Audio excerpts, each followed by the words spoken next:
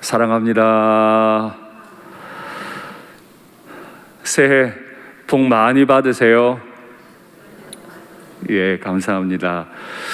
이번 주가 명절 기간이지만 또 사회적 거리두기 인원 제한 때문에 차마 어른들을 뵙지 못하는 가정들도 계시리라고 생각합니다. 고향에 가지 못하는 마음이나 또 자녀들을 보지 못하시는 어른들의 마음이나 다 아프고 외로우실 텐데 우리 주님께서 우리 교회 가정에 기쁨도 평강도 다 주시기를 간절히 축복합니다. 설교를 시작하기에 앞서서 한 가지 질문을 드릴 텐데 여러분 마음으로 생각하시고 마음으로 한번 대답해 보십시오. 어떤 사람들이 어떤 사안을 가지고 대화를 하거나 하다가 충돌이 일어났어요. 사람들은 보통 충돌이 일어나면 마음에 미움이라는 게 생기기 마련이죠. 이 미운 마음을 어떻게 감당할 길이 없어서 혼자 다락으로 올라갔습니다. 아무도 없는 곳에 올라가서 그 미운 사람의 이름을 부릅니다. 누구야? 나는 네가 너무 미워. 정말 죽이고 싶을 만큼 미워. 이렇게 소리쳤다고 가정하십시다. 이건 죄입니까? 죄가 아닙니까? 마음으로 대답하시면 돼요. 그러면 이렇게 소리친 건 비윤리적입니까? 아닙니까? 헷갈리시죠? 서로 사랑하라 하는 하나님의 계명, 거룩하라 하신 하나님의 계명과 그 속성에 부합하지 않기 때문에 혼자 다락에 올라가서 미운 마음을 따라 소리 지르는 것은 죄입니다. 그러나 사람들이 없는 자리에서 혼자 그 감정을 풀었기 때문에 남들에게 해를 가하지 않았다는 점에서 그건 비윤리적인 행동은 아닙니다. 또 다른 예를 한번 들어볼까요? 음란 말고요. 음란 말고 마음의 음욕. 음욕은 죄입니까? 아닙니까? 음욕으로 가지고 있을 때 그건 비윤리적입니까? 아닙니까? 이해하실 수 있을 겁니다. 하나님의 거룩한 속성에 어울리지 않기 때문에 음욕은 그 자체가 죄입니다. 그러나 음욕으로 어떤 행동을 하지 않고 있으면 비윤리적이진 않습니다. 죄냐 죄가 아니냐 하는 것의 기준은 하나님의 기준이고요. 윤리적이냐 비윤리적이냐 하는 기준은 사람과의 관계가 기준이 되는 겁니다. 믿음의 사람들은 똑같은 사람이지만 윤리냐 비윤리냐의 기준으로 사는 사람들이 아니고 죄냐 아니냐의 기준으로 살아가는 사람들이에요. 그래서 하나님의 교회의 사람들은 일반 사람들보다 정말 더 고매한 기준을 가지고 살아가고 하나님의 나라, 하나님의 교회, 하나님의 가정은 다른 일반 가정보다 더 성결하고 고매한 가정이 되어야 하는 줄 믿습니다. 이 기준을 가지고 살아가는 믿음의 사람들이 3400년 전에 이 율법을 받을 때나 예수님께서 이 율법을 해석하시는 2000년 전에 이 기준을 가지고 살아간다는 게 정말 힘들었습니다. 왜냐하면 그 당시 사람들은 동성애도 전혀 죄가 아니고 그 당시 사람들은 매춘도 죄가 아니었기 때문입니다. 이 모든 것이 죄가 아니고 일상인 사회를 살아가야 하는데 하나님의 거룩, 하나님의 사랑의 기준을 따라 살아가려니까 너무너무 힘이 든 거죠. 그래서 우리 하나님께서는 제7계명 간음하지 말라라고 하는 계명을 주셨는데요. 구약 율법을 가만히 읽어보면 이 간음하지 말라라고 하는 건 어떤 성적으로 좋지 않은 행동을 통칭하는 용어가 아닙니다. 구약의 7계명 간음하지 말라고 하는 건 배우자가 있는 남자나 여자 혹은 결혼을 약속한 약혼자가 있는 남자나 여자가 그 배우자 혹은 약혼자가 아닌 다른 사람과 성관계를 맺는 것에 한해서 간음이라고 하는 이야기를 붙인 겁니다. 그러면 구약 율법에 따르면 청춘 남녀가 아직 결혼하기 전에 성관계를 하는 건 죄가 아닙니까? 아닙니다. 성관계는 부부의 관계 안에서만 허락된 것이기 때문에 청춘 남녀가 선을 넘는 건 분명히 죄입니다. 그러면 죄를 지었으면 어떻게 할까요? 책임을 져야 돼요. 결혼하기 전에 성관계를 했으면 반드시 그 성관계한 대상을 데리고 와서 결혼하도록 하나님이 명령하셨어요. 그게 그의 인생을 책임지는 거니까요. 그런데 간혹 어떤 사람들이 성관계는 해놓고 결혼하지 않아요. 책임지지 않아요. 그러면 구약 율법은 민형사상의 책임을 지도록 규정을 따로 만들어 뒀습니다.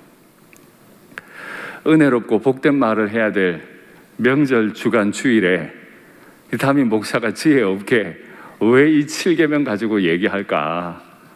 이유가 있지 않겠습니까? 여러분, 생각보다 이 간음이라고 하는 것 우리가 감당하기 어려운 죄일 수 있습니다. 왜냐하면 이 간음은 보편적으로 일어나고 있는 일이었기 때문입니다. 우리 주님께서 출애굽기 20장에서 간음하지 말라는 계명을 주심과 함께 레위기 18장에서는 전체를 할애해서 근친상간이라고 하는 죄를 다루십니다. 레위기 18장을 보면 6절부터 23절까지 총 18절을 할애해가지고 18절을 통해 19개의 근친상간의 죄를 드러냅니다. 사람의 이 마음이 잘못되면 남편이나 아내, 배우자가 아닌 가족을 향해 성적인 욕망이 불타버리는 거예요. 이게 당시에 큰 문제였어요. 그래서 하나님께서 이 죄를 쭉 나열하시면서 이건 절대 해서는 안 되는 일이다 라고 계명을 주실 때 그 계명 바로 앞에 서론을 하나 붙여주시는데 그 서론을 한번 확인하시죠. 너희는 너희가 거주하던 애굽 땅의 풍속을 따르지 말며 내가 너희를 인도할 가나안 땅의 풍속과 규례도 행하지 말고, 너희는 지금 가나안 땅에 아직 못 들어가고 광야에 있는데 너희가 과거에 머물렀던 애굽의 풍속도 그렇고, 너희가 광야를 끝내고 가나안에 들어가면 미래에 만나게 될 풍속도 그런데 과거의 풍속도 미래의 풍속도 다 근친상간하는 문화야. 그럼 어떻게 할래? 과거에 본 것도 근친상간, 미래에 본 것도 볼 것도 근친상간인데 다 괜찮다는데 어떻게 할래? 너희는 내 법도를 따르며 내 규례를 지켜 그대로 행하라. 과거에 보았고 앞으로 보게 될 문화나 풍속에 따르면 안 되고 우리의 기준은 하나님께 있는 줄 믿습니다. 우리가 따라야 할 건 하나님의 법인 줄 믿습니다. 내 생각이 이렇고 내 경험이 이렇고 아니에요. 주변이 뭐라 하든 내 생각이 뭐라 하든 하나님의 말씀만 의지하는 것이 믿음의 사람들의 기준인 줄 믿습니다. 나는 너희의 하나님 여호와니라. 그리고 너는 내 종이니라. 종은 주인 대신 하나님의 말씀만 따르는 거잖아요. 여러분, 문화 혹은 풍속이라고 하는 게 굉장히 무섭습니다. 사람들이 다 그렇게 하면 괜찮은 거로 보이니까요. 이건 때로 아궁이에 남아있는 불에 바람을 불어넣는 것과 같아요. 여기서 말씀을 전하는 저나 말씀을 받으시는 여러분들이나 마음속에 음욕이 없다고 누가 말할 수 있습니까? 다 음욕이라고 하는 게 있는데 밖으로 드러나지 않고 있을 뿐이에요. 비유컨대 마음속에 있는 음욕은 잔불과 같아서 바람이 한번 쑥 들어오면 이 불은 확 타오르게 되는 거죠. 정말 무서운 게 없는 줄 알았던 불이 마음의 잔불로 남아있는 거예요. 제가 묵상하던 중에 소방청에서는 잔불에 관해 어떻게 다룰까 한번 찾아봤어요. 찾아봤더니 매뉴얼이 있더군요. 얼마 전까지 소방청에서 이 잔불, 화재 진압에 대한 매뉴얼은 총 6개 단계로 이루어졌습니다. 그런데 2019년에 소방청이 이래서는 안 되겠다. 화재를 완전히 진화하기 위해서는 8개의 단계가 필요하겠다. 2년 전에 매뉴얼을 바꿨어요.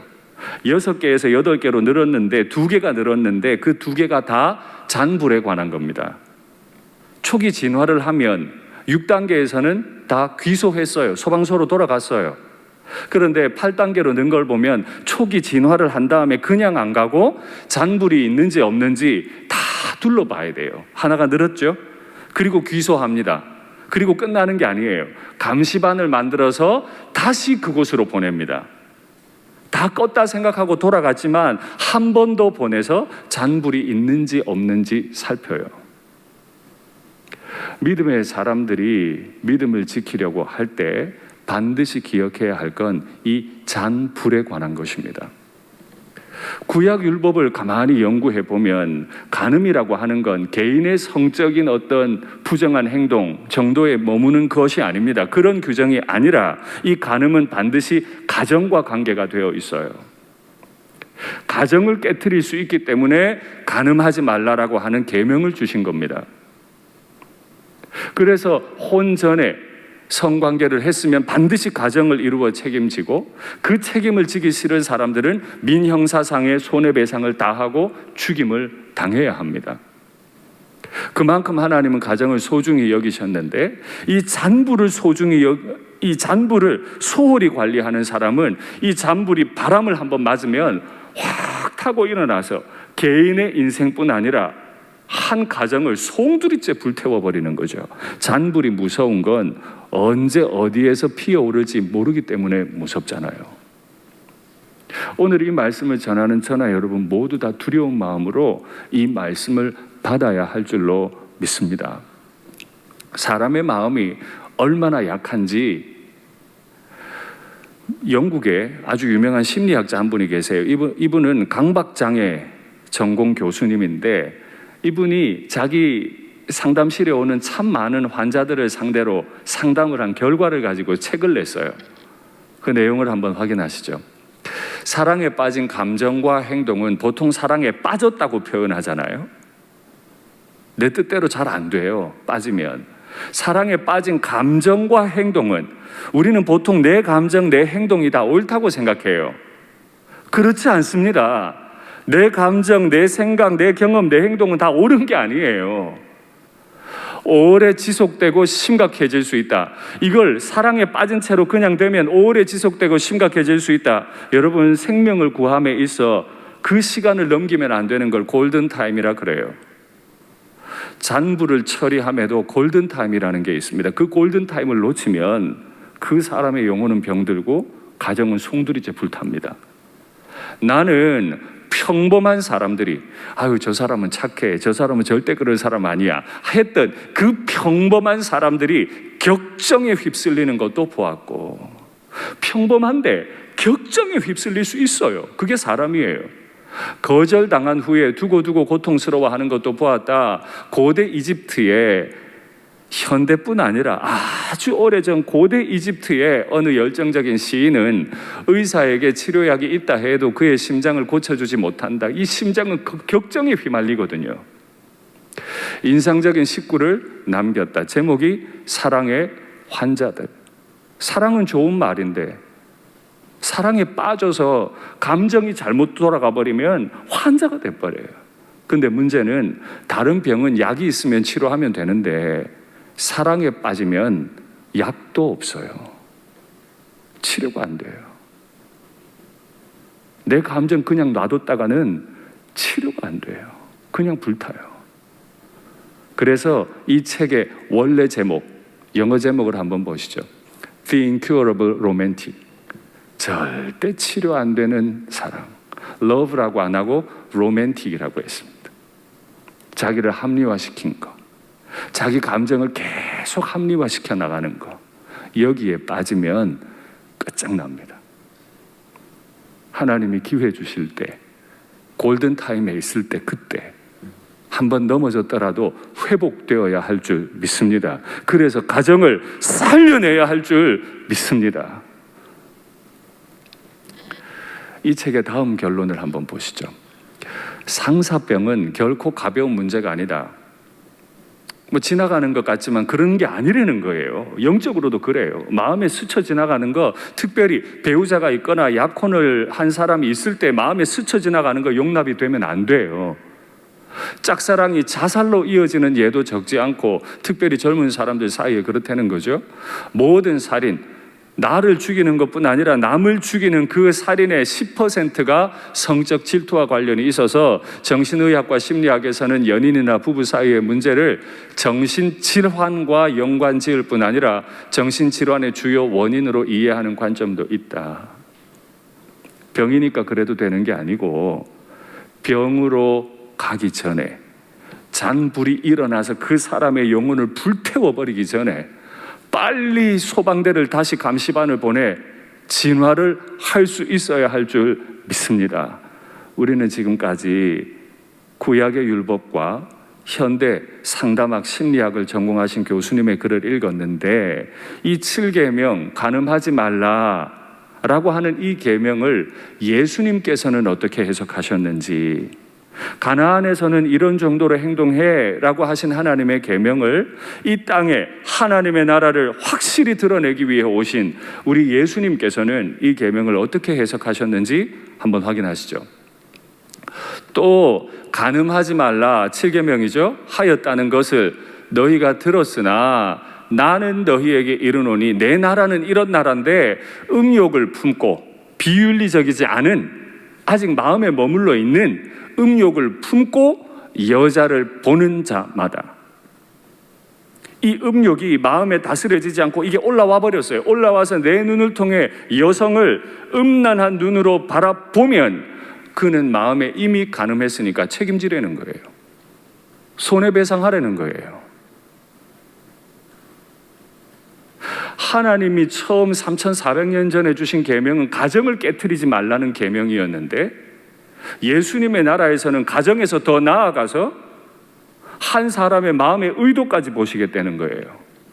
네가 어떤 눈으로 사람을 쳐다봤는지 그것에 대해서도 너는 손해배상할 준비를 해라. 저렇게 하나님께서, 예수님께서는 마음도 중요하게 여기시고 내 몸의 눈빛까지도 중요하게 보시겠다는 거예요.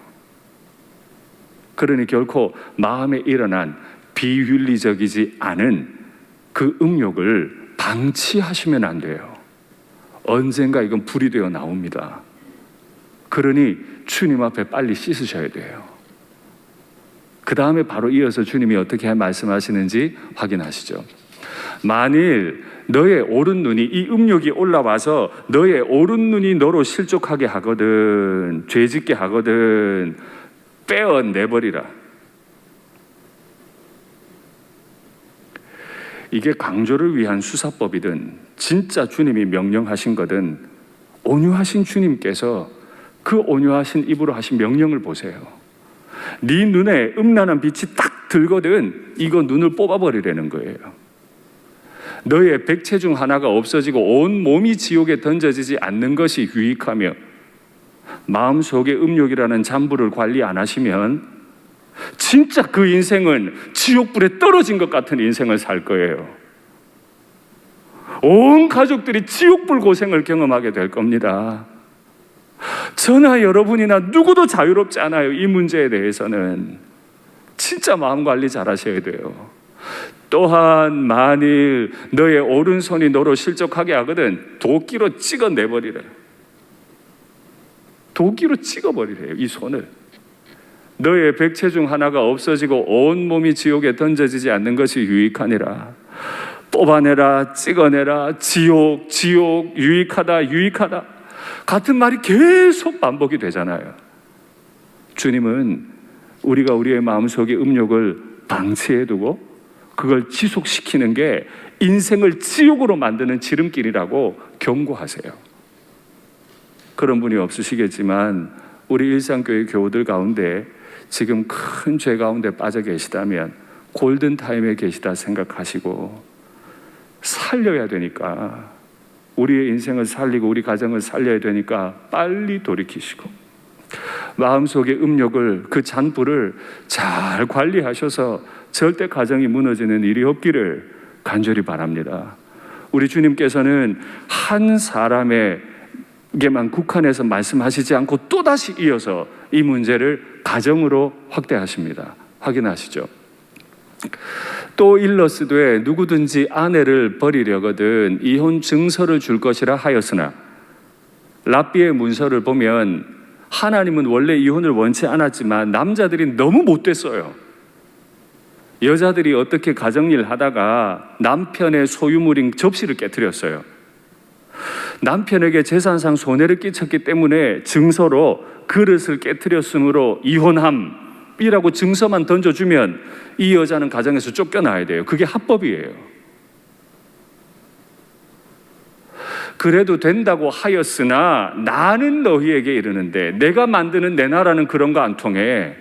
내 나라에서는 여자가 음행한 이유 없이 그 여자를 버리면, 아내를 버리면 이는, 그러니까 여러분, 우리 예수님은 그 사람의 마음을 알아요. 사실은 접시를 깨뜨렸기 때문에 이 손해가 너무 막심하니까 여자를 내쫓은 게 아니에요. 다른 여자 맡고 싶어서. 이미 살고 있는 여자 내보내고 명분 갖다 씌워서 내보내고 딴 여자 데려오고 싶으니까 명분으로 삼았다는 거예요. 어떻게 음행한 아내가 아닌데 내보낼 수 있냐는 거예요. 그 음행한 이유 없이 아내를 버리면 이는 그로, 여기 이 그로라고 번역이 되어 있는데 헬라어로 보면 여성형입니다. 그 여자, 버림받은 아내, 가정에서 억울하게도 찢겨져 나가버린 그 여자로 가늠하게 하며, 이게 도대체 무슨 소리입니까? 여자는 지금 억울한 일을 당했는데 남편이 딴 여자랑 살고 싶어서 자기를 버렸는데 왜 내가 가늠하게 한 거예요? 왜 내가 가늠을 해요? 또 누구든지 버림받은 그 여자, 억울하게 버림받은 그 여자에게 장가드는 남자도 간음한 거다. 도대체 예수님의 마음에 간음은 뭡니까? 뭐길래 저런 이해가 안 되는 말씀을 하시죠? 예수님께 간음이라고 하는 건 둘이 한 몸으로 딱 붙어 있어야 되는데 여기에 톡 떨어진 게 간음이에요. 마음이 떨어져 버리면 간음이에요. 아내를 사랑하고 계십니까? 남편을 사랑하고 계십니까? 하나님은 사람을 흙으로 지으셨죠? 그리고 여성을 흙으로 짓지 않으시고 남자에게서 여자를 만드셨죠.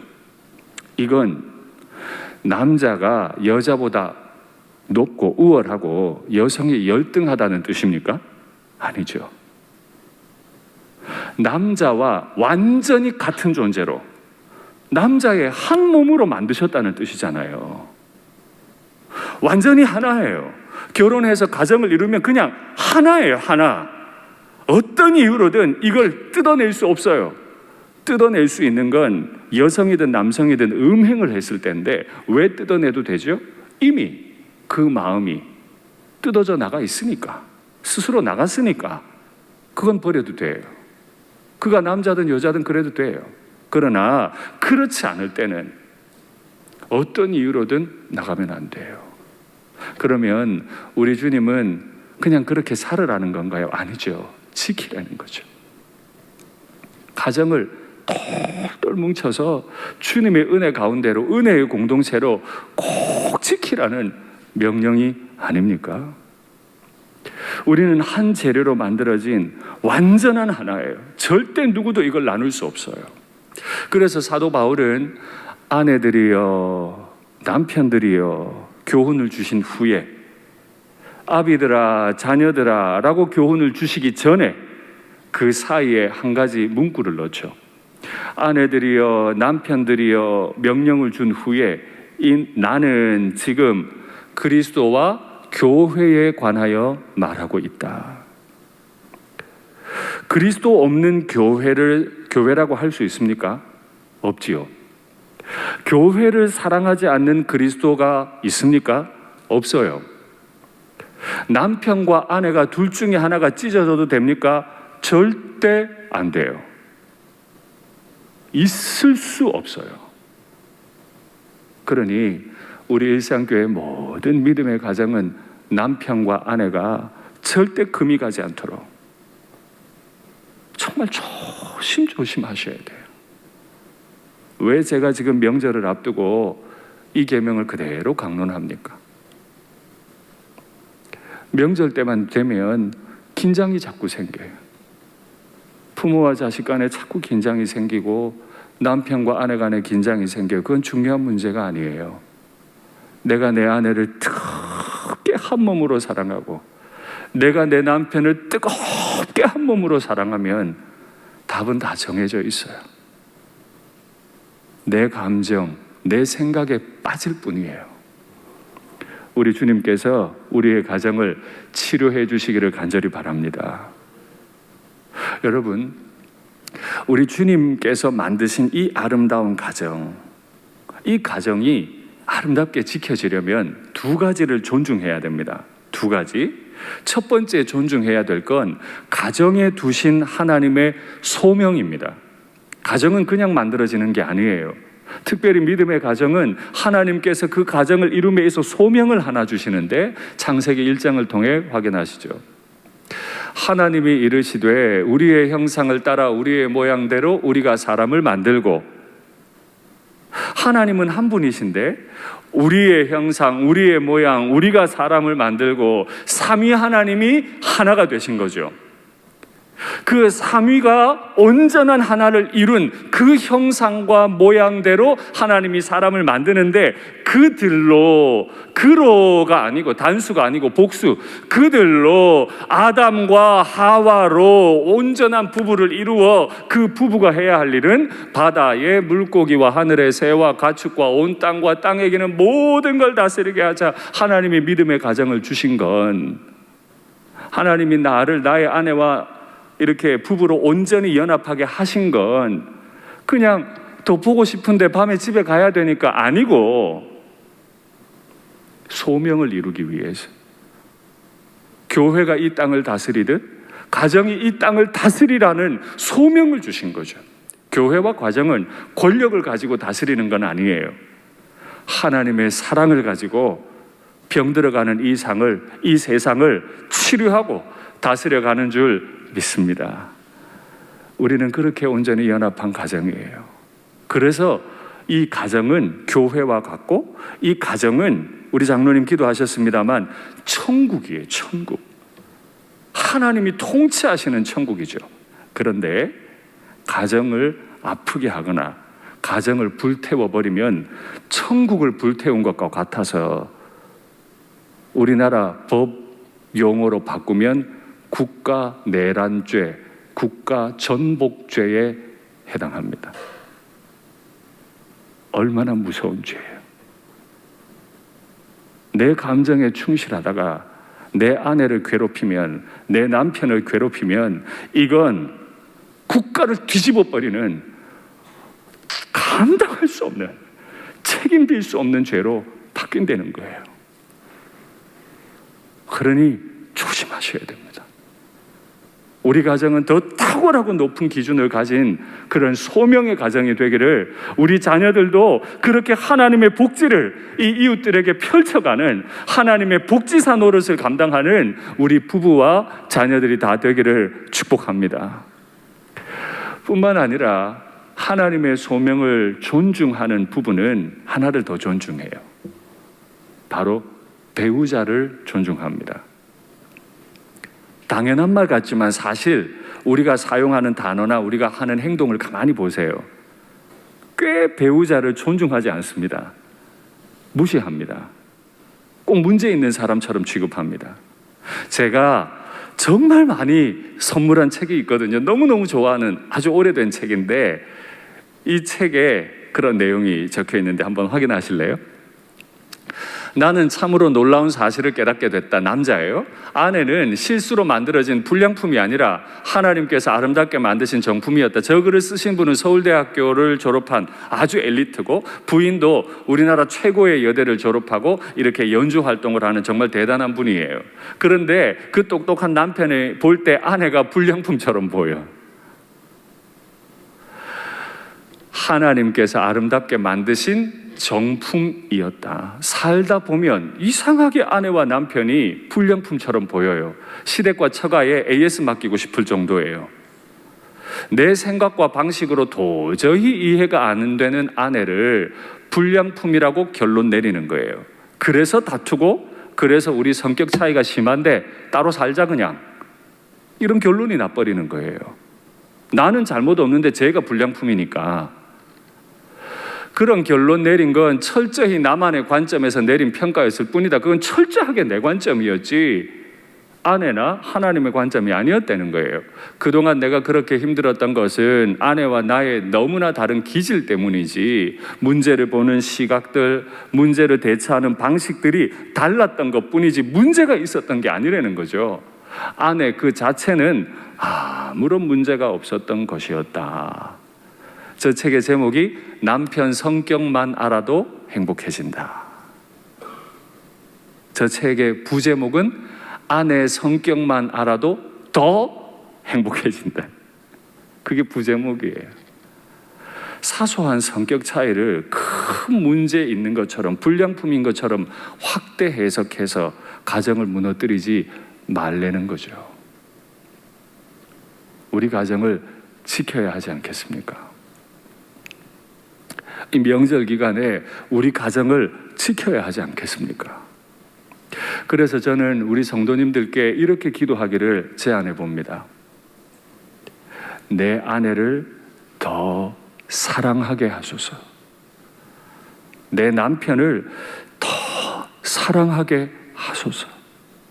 이 뭐 당연한 기도를 그렇게 무게 주면서 제안합니까?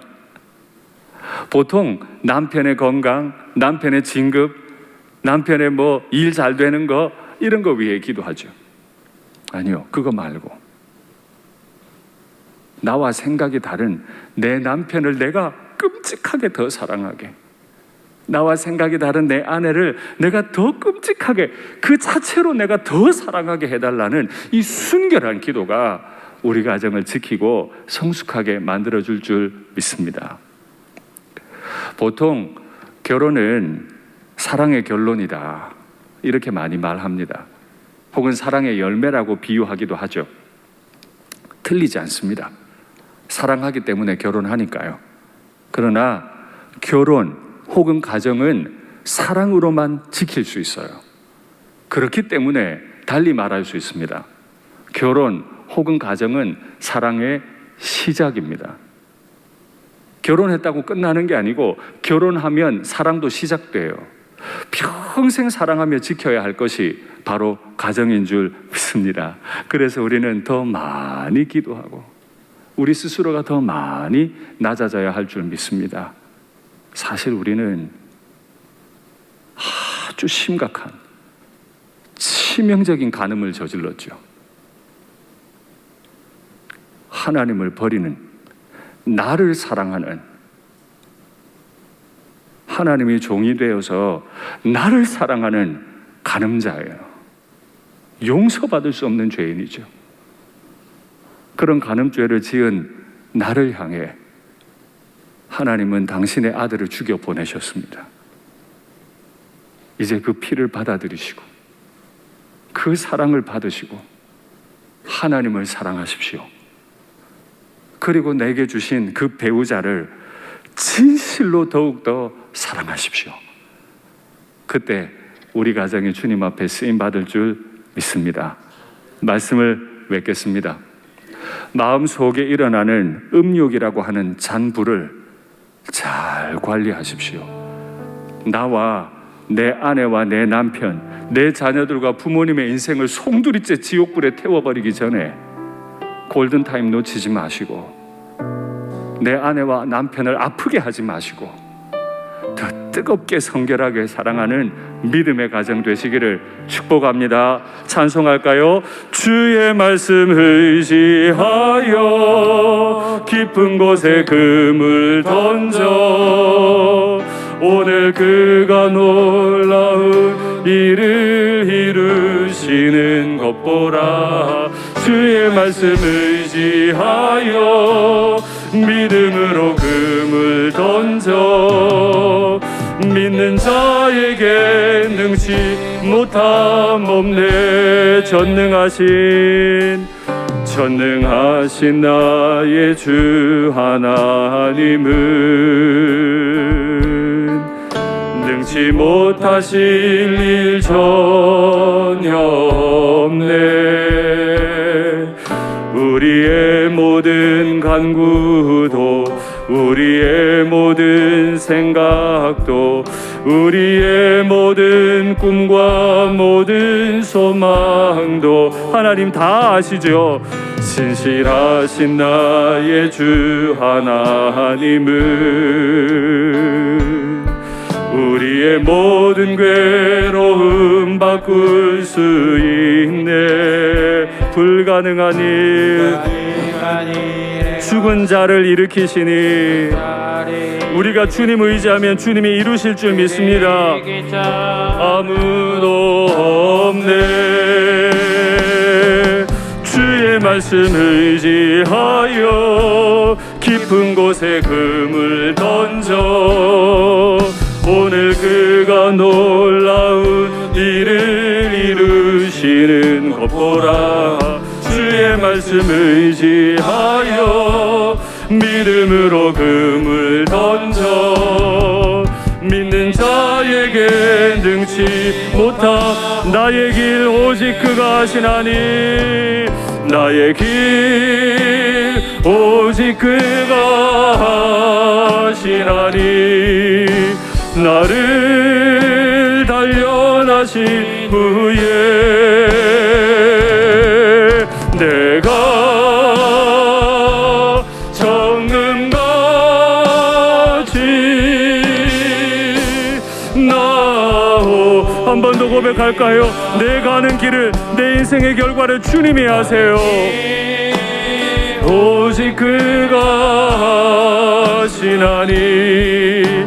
나를 단련하신 후에 내가 내 아내가 아니라, 내 남편이 아니라 내가 단련받고 내가 정금 같아져야죠.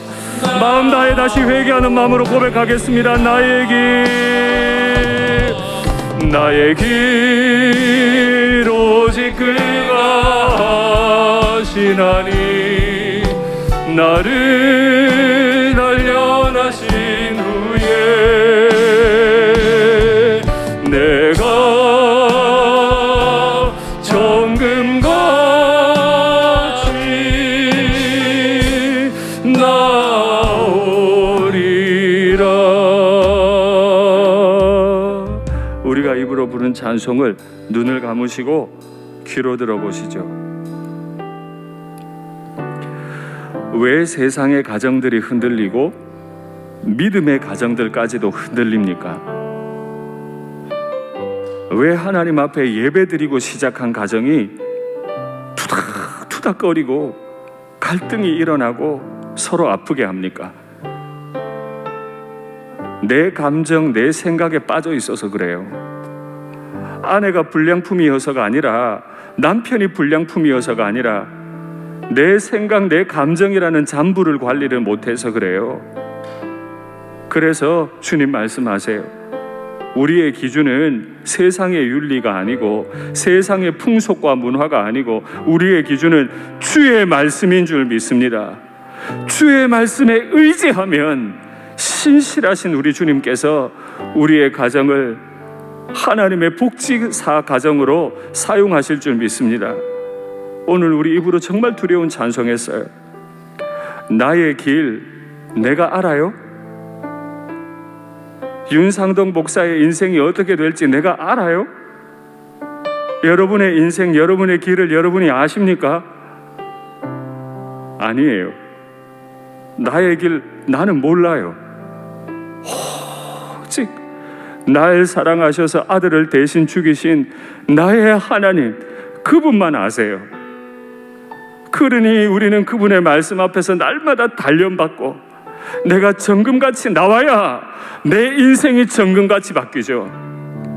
내가 내 생각, 내 감정에 훈련 못 받으면 내 가정은, 내 삶은 죽었다 깨나도 금같이 못 돼요.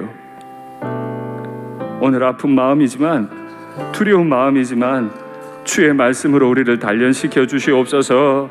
기도하면 좋겠습니다. 화면에 기도의 제목 받겠습니다. 마음속 음란과 간음을 속히 멈추게 하시고, 가정이 깨지면 안 되잖아요. 거룩의 기쁨을 맛보고 사모하게 하옵소서. 더러운 것을 멈출 뿐만 아니라 거룩한 것을 기뻐하고 거룩한 맛을 아는 그런 우리 한 분 한 분 가정이 되게 하옵소서. 남편과 아내가 하나님의 소명에 집중하고 더욱 사랑하고 존귀하게 여기는 부부, 서로를 정말 찬란하게 빛나게 해주는 부부가 되게 하여 주시옵소서. 명절임에도 만나지 못하는 가족들, 특히 고향에 계신 어른들 얼마나 허전하고 마음이 아플 텐데 그 허전하고 아픈 마음을 위로하여 주시옵소서. 건강하게 지켜주시옵소서. 육체적으로 경제적으로 고통당하는 가정들도 많습니다. 주님께서 위로해 주시옵소서. 올해는 반드시 모든 것이 회복되되 넘치도록 회복되게 해 주시옵소서. 주님의 이름 부르고 기도하겠습니다. 주여, 사랑의 하나님 아버지, 오늘도 이제인이 하나님 앞에 엎드립니다. 주의 말씀에 의지한다고 하면서 여전히 나는 내 생각과 내 감정에 매이고 내 생각 내 감정에 빠져서 행동하고 삽니다. 내 확신에 빠져서 살아갑니다. 일터에서도 늘 내 생각에 빠져 동료들을 정죄하더니 가정에 와서도 내 아내 내 남편을 내 생각 내 기준 내 감정에 빠져서 정죄하며 살았습니다. 내가 잘못된 거 모르고 내 남편 내 아내가 불량품인 것처럼 고발하기도 했습니다. 아버지 우리를 용서하여 주시옵소서. 이 죄인된 마음을 용서하여 주시옵소서. 아버지, 내 속에 일어나는 음욕들, 세상의 윤리가 문제가 아니라 하나님이 온전치 못하다고 말씀하시면 내가 이 모든 것 앞에 엎드리게 하시고 주의 은혜 앞에 납작 엎드려 회복받을 수 있도록 아버지 은혜 베풀어 주옵소서. 하나님이 산불이 일어나 내 영혼을 불태우고 내 삶을 불태우고 내 가정을 불태우는 일이 없도록 하나님께서 주신 이 골든타임에 속히 회복할 수 있도록 아버지요 우리에게 은혜 베푸시기를 간절히 원합니다. 하나님께서 오늘 말씀 주심이 우리에게 은혜인 줄 믿습니다. 이 말씀이 우리 가정을 살리게 하시고 우리 가정에 소명이 있는 가정, 하나님의 복지를 이웃에 흘려보내는 하나님의 복지사 노릇을 하는 가정과 교회가 될 수 있도록 아버지 우리를 도와주옵소서. 나는 나의 아내를 더욱더 찬란하게 하기 원합니다. 나는 나의 남편을 더욱더 찬란하게 하기 원합니다. 주님, 나는 나의 남편 나의 아내를 더 순결하게 사랑하기 원합니다. 내가 나의 아내를 사랑하기 원합니다. 내가 나의 아내를 사랑하기 원합니다. 내가 나의 남편을 사랑하기 원합니다. 내가 나의 남편을 사랑하기 원합니다. 주여, 우리에게 참다운 마음을 주시고 사랑의 마음을 허락하여 주시옵소서. 명절이 되었는데 우리 자녀들을 보지 못하는 우리 어른들의 마음이 지금 너무나 많이 아프고 힘이 들 텐데 아버지 위로하여 주시고 마음의 평강을 주시고 기쁨을 주시고 육체의 강건함과 활력 주시기를 간절히 원합니다. 주님, 코로나로 인해 많이 힘이 듭니다. 또 코로나 이전부터 경제적으로 힘들어 눈물 흘리며 기도하는 분들도 있습니다. 주님, 지금도 병상에 누워 주의 긍휼을 기다리는 분들도 있습니다. 명절을 전후하여 병원에 입원하고 수술하는 분들도 있습니다. 집안에서 가료를 하는 분들도 있습니다. 주의 피 묻은 손으로 안수하여 주시옵소서. 취업과 재취업과 결혼을 두고 기도하는 청년들에게도 주의 은혜를 베풀어 주시옵소서. 하나님 아버지, 그 아들을 죽여서라도 교회를 사랑하셨던 하나님의 마음이 내 마음에 있기를 원합니다. 주님께서 교회를 사랑하시듯 나도 나의 아내를 사랑하게 하시고, 주님께서 교회 사랑하시듯 나도 나의 남편을 사랑할 수 있게 도와주시옵소서. 어떤 경우에도 일상교회에 속한 모든 가정의 부부는 갈라짐이나 아픔이 없도록 오히려 서로를 더욱더 찬란하게 빛나게 만들어주는 부부만 되도록 은혜를 베풀어 주시옵소서. 이번 명절 더욱더욱 성숙해가는 믿음의 가정이 다 되도록 주여 은혜를 베풀어 주옵소서. 우리 부부가, 우리 자녀들이 하나님의 복지사 역할 잘 감당해서 이 땅에 하나님의 나라를 멋있게 드러낼 수 있도록 우리를 도와 주시옵소서. 주 예수님 이름으로 기도하옵나이다. 아멘.